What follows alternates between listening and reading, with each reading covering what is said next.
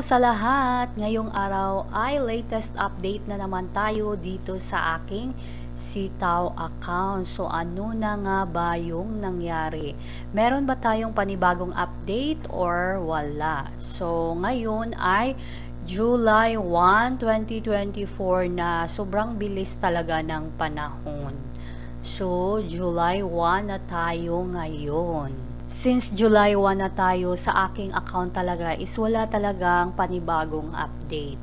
So, dito sa aking withdrawal history, so ganun pa rin, isa pa rin yung na-approve and then the rest talaga is pending pa rin. So, nag-aantay pa rin ako kung kailan talaga ma-approve yung aking withdrawal transactions. Kasi nga, nadadagdagan tong aking mga withdrawal transactions.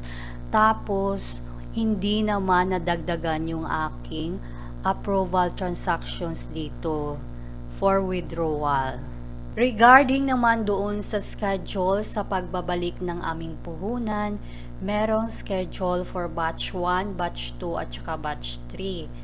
Pero I'm not sure kung nasusunod ba talaga yun kasi nga sa aming mga withdrawal transactions talaga madami talagang pending.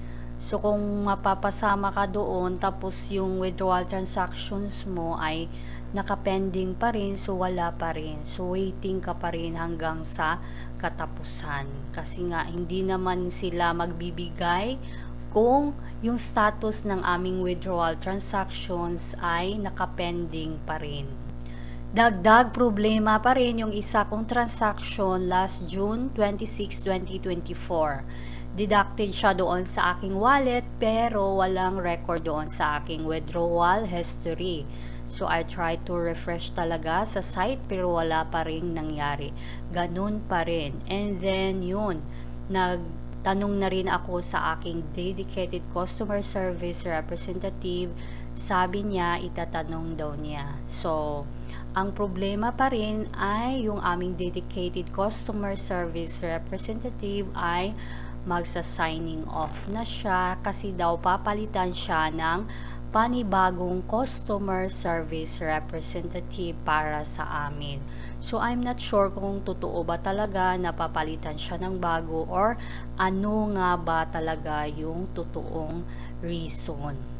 Ngayon, since papalitan yung aming dedicated customer service representative, sana nga talaga ay matulungan din niya kami. Kasi nga, problema talaga yung aming hinaharap ngayon.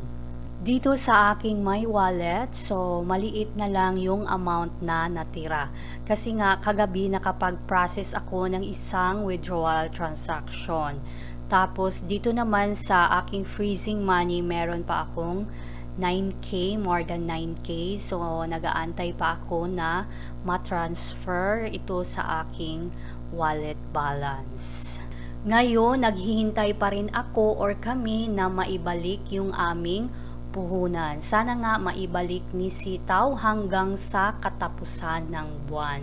Kasi nga yun yung nakaschedule. So, hanggang sa katapusan. So, siguro, kung maibigay niya, mas mabuti. Kapag hindi naman, siguro, hahanap kami ng panibagong option. Hanggang dito na muna lang tayo and salamat sa panunood.